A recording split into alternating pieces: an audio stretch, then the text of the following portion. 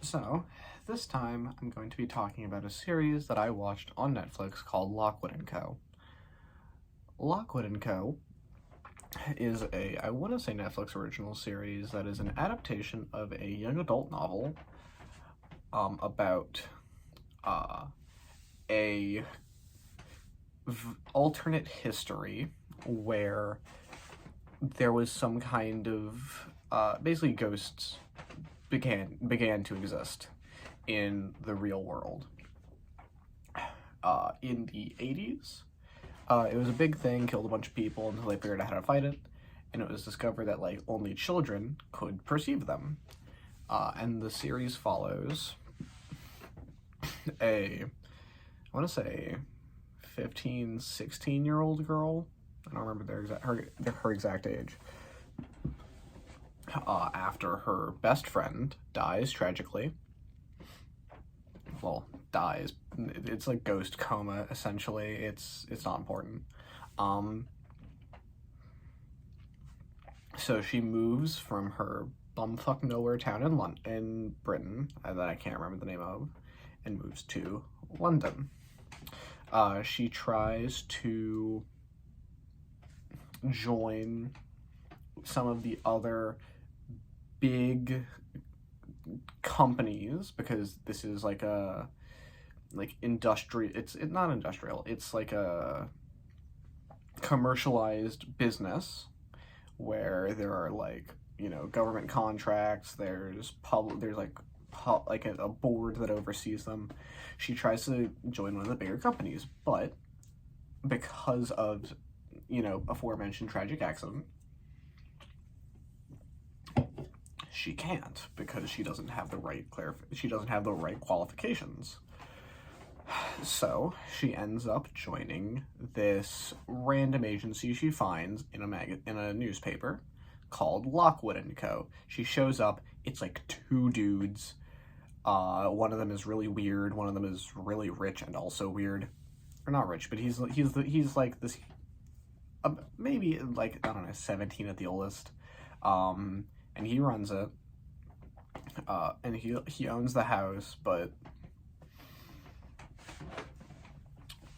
and she joins them, and they go on. It's this. There's kind of this mystery that stretches from. So it's kind of two mysteries, because from what I understand, it was based on the first two books of the series, because it was a series. And I am going to be spoiling most of it. If you have any plans to watch it, I would suggest just not watching this. But it starts with basically they're in this house, they're investigating it, they fuck it up, they light it on fire.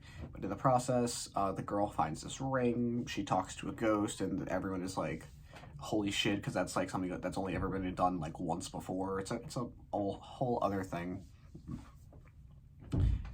And it's this mystery about who murdered her, and then also they go and like that makes up the first half of the season, and then the second half of the season kicks off when they go to do this assignment. Basically, there's a graveyard, and they're having issues, and because graveyards are really dangerous in this setting because ghosts. It's pretty self-explanatory. They go. There's this like coffin. It has this mirror in it. That mirror basically serves as the core of that entire half of the season. There's a little bit of connection between the first half and the second half, but there could have been more, I think, and I think a lot of that comes down to them being two separate books rather than one continuous story, because there is obviously it's like the same characters, they grow, their arcs stay consistent for the most part, but it's kind of split like that. And the series does have some other mysteries that aren't resolved because obviously the series goes on beyond those two books. So one of the things is that isn't really resolved is the guy who owns Lockwood Co. His name is Anton Lockwood. There is a lot of mystery surrounding his parents. We're told something happened with his parents when he was younger. He doesn't really want to talk about it. There's this room in the house, because they all live in this house, and that they're based out of this house that they all live in, and there's this door, and it's Lockwood's house, and he basically just tells them, like, you can never go in this door, stay out of it, just don't touch it. That's like one of the big rules, is do not go in the door.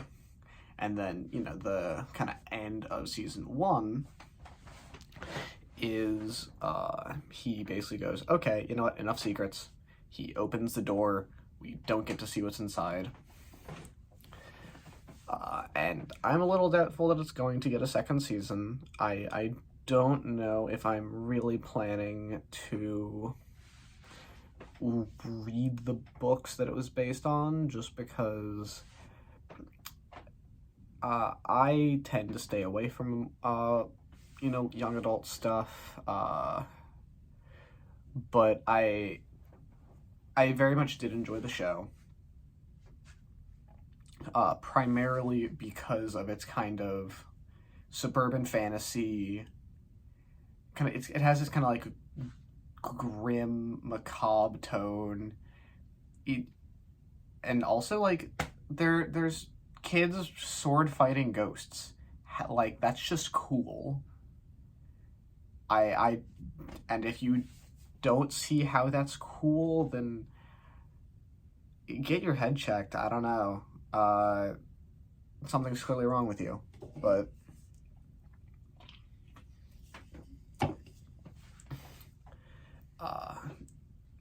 and the reason they can sword fight these said ghosts is another part of the world building, where it kind of takes influences from, like, Fae in or no, Celtic is the proper term, Celtic folklore, where they are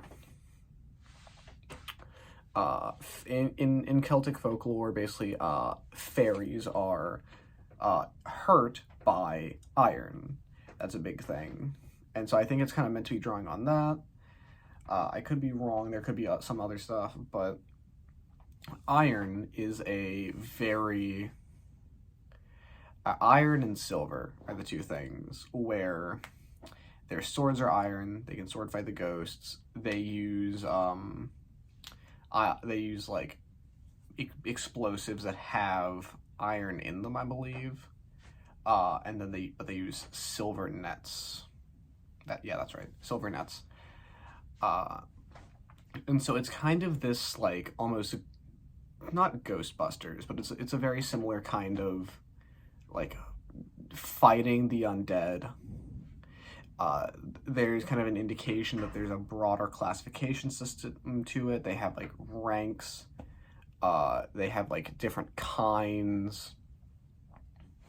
There's a lot of thought not a lot of thought, but there's kind of there's a method to how the ghosts work, where, like, certain types can only do specific things, and the characters remark on when they do things that aren't that.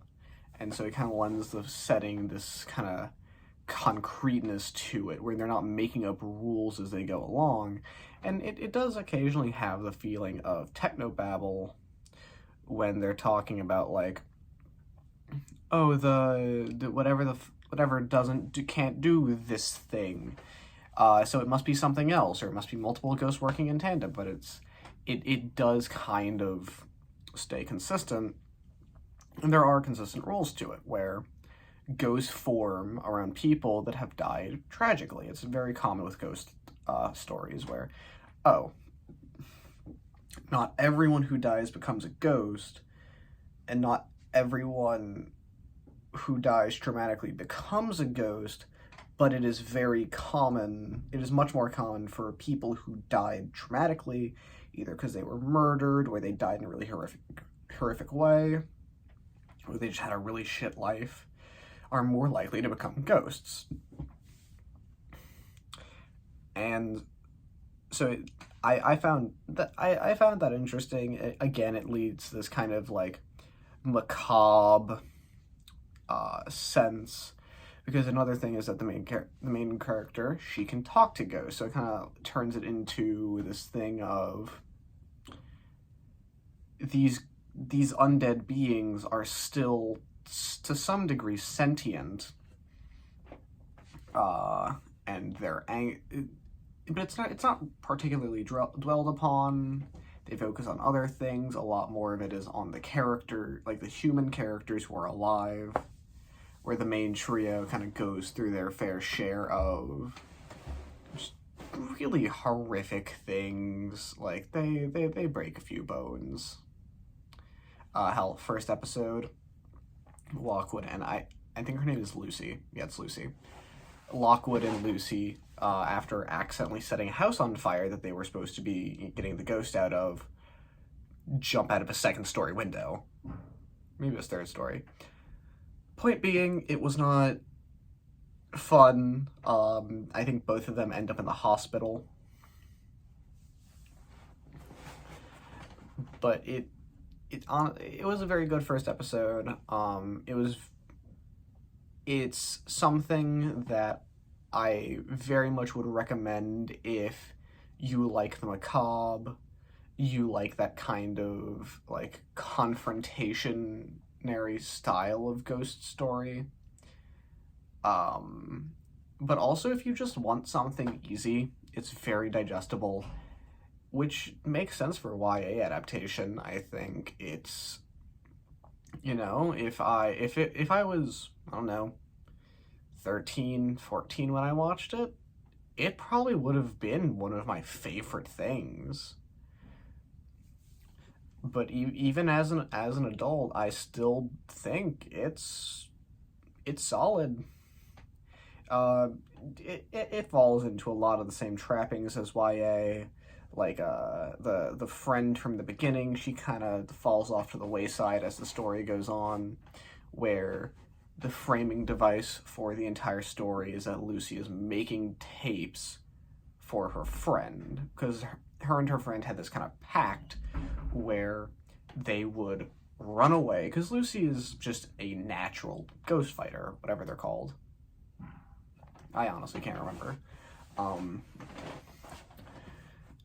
Lucy's a natural, and so they kind of have this plan where like their instructor sucks. They don't want to deal with sitting in this shitty town, so they plan to run off to London, and then her friend falls into a ghost coma, and so she gets to Lockwood Co, and she basically starts leaving these audio diaries for her friend, with the idea that, you know, when they cure her condition, she can give her all these tapes, she can catch up,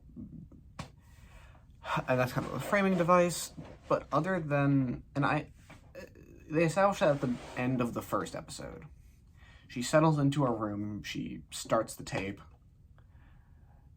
and I was expecting that to carry out throughout the episode. I was expecting more kind of a episodic type of deal, where like the individual hunts were higher, maybe not as high stakes as they got, but was a more consistent episode to episode, hunt something, kill a ghost, save the day, whatever. And it didn't end up being that, which I'm not disappointed by, honestly. I think the way it came out was very strong, but that is not what I expected it to be. But past that first episode, they kind of dropped the framing device of, oh, she's leaving these audio diaries to her friend, until the last episode. So, and it's a 8-episode series, if I remember correctly. So 8 hours later, they bring it back, or 7 hours if we're being pedantic. They bring back that framing device, and perfectly fine. But I will be completely honest, when they mention it, when she starts leaving the audio diary, I did go, oh yeah, I forgot about that. Which, you know, it is what it is. It wasn't important. I assume that part of the issue is that because it only covered those first 2 books, that whole bit with her friend was meant to set up something that paid off later in the story, but never got to, because it only covered the first 2 books. So, and again, if you don't like YA, you might not like this. There is kind of a romance arc. It's very tame, very PG-13. It barely exists, but it is there. If you don't like that, you're gonna think it's annoying as hell. But it is there. Again, I was fine with it. I thought that it didn't really detract from the story, but it didn't need to be there because it's kind of a YA thing. Why? I'll never know, but it's there. There's the kind of just the basic premise of, wouldn't it be really cool if these teenagers fought ghosts? Which is a bit of a childish concept, but it's a very fun concept. That's what sold me on the show. Was I saw the trailer for it, and it opens with Lucy and Lockwood, the cold open of the show, walking up to a house, running through the plans, and it's this kind of gloomy feeling to it, and I really liked that. Which is part of why I watched the show, because what had happened was I had finished watching Good Omens, and the ending of Good Omens is very heavy. So I was like, okay, Good Omens, amazing show, but I need something very light, because I need something that I can just consume mindlessly, I can enjoy, and when it's over, not think too hard about. And I think Lockwood Co. does that very well. Not to say that you can't think about the show. I mean, I certainly enjoyed it. I'm talking about it now because I enjoyed it and I had things to talk about. But not in the same way that with Good Omens, makes you think about, the inevitability of death and that crap. So, I finished it.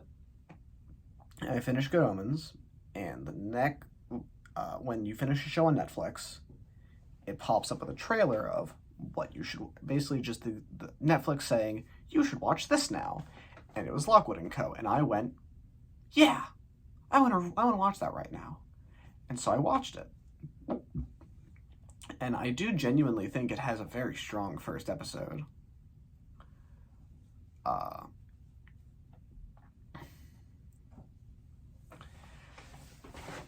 And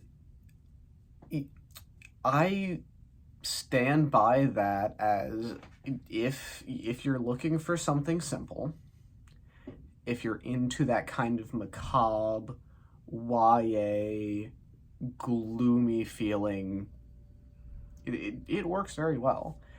It is also very British.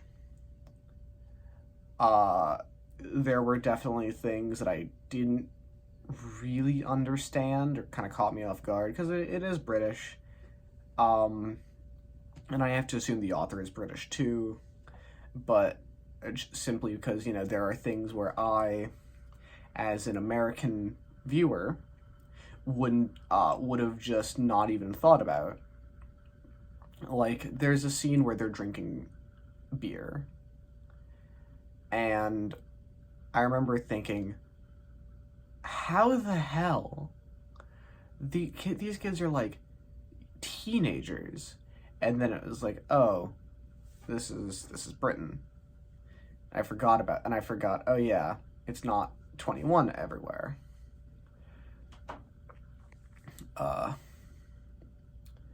There's also things like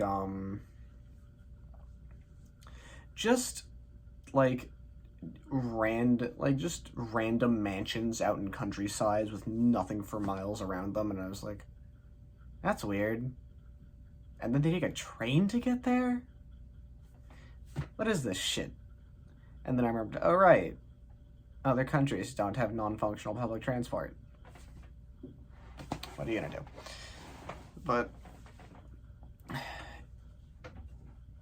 I definitely think Lockwood Co. is a decently good show, and I really hope that it gets a second season, because I think that the cliffhanger that they use in terms of Lockwood's door is a very strong note to end on, because it's kind of this thing where it's not really pushed as this big central mystery. So I think that's why I'm not really pissed off about it, because it's not like the series has sold you on, we're gonna open the door and it's gonna be this really cool thing, it's gonna be like what the series is about. It's kind of presented as this, Lockwood's not really what he seems, he's not giving them the full story, Lucy doesn't really know what's going on, and people keep making allusions to it. But it's kind of a tertiary aspect, where you have, I'd say, the mysteries and the adventure as this kind of, as like what the story is really about, and what I think sells the show for me. And then as a secondary aspect, you have the interpersonal relationships between the main cast and the people around them, and there's this one rival team that they have this whole thing with. And that's kind of the secondary thing, where it's there, I like it, but I wouldn't really say it's a reason to watch, but it does kind of fill in the gaps. And then the tertiary aspect is kind of this door, where it's kind of in the back of your mind for a lot of the show, but it's not what it's about. And so they end on Lockwood, he opens the door, and it's this kind of black space. The camera goes into the door, and right on the precipice, it's all blacked out, and then it cuts. So the door is definitively open. Lockwood is going to tell them what's inside, but we as the viewers don't get to know. And I think that's a very strong ending, because, and at least in terms of setup for something else, because it very much because it kind of goes, okay, yeah, everything that we've done in this section, that's wrapped. Book 1, book 2, nice little bow on it. And then we're gonna have this bit right at the end, right? And then we're gonna open that door, and then that's it. That's all you get. It doesn't, it doesn't retroactively ruin the other things. It doesn't like take away information that we should have known, that would have concluded those storylines. This is its own whole separate thing that is going to be addressed, but not right now. And I really want that to be, and so I found myself going, oh shit, I want a season 2 of this, because I want to know what's behind that door. And I want to see what that leads to, because there's all these kind of insinuations that, like, whatever's behind that door and whatever Lockwood isn't telling Lucy is a really big deal. There's also this other thing with this older guy. He's a much more experienced fighter who kind of kicks their ass on a couple occasions. But he mentions Lockwood's parents. He mentions having something to do with their deaths. But it doesn't ruin any of the other stories they're telling. So will it get a season 2? I hope so. Maybe not. But I would recommend it. If you're into YA, if you're into the macabre, watch Lockwood Co. I don't think you'll regret it. And that's all I have to say on the matter.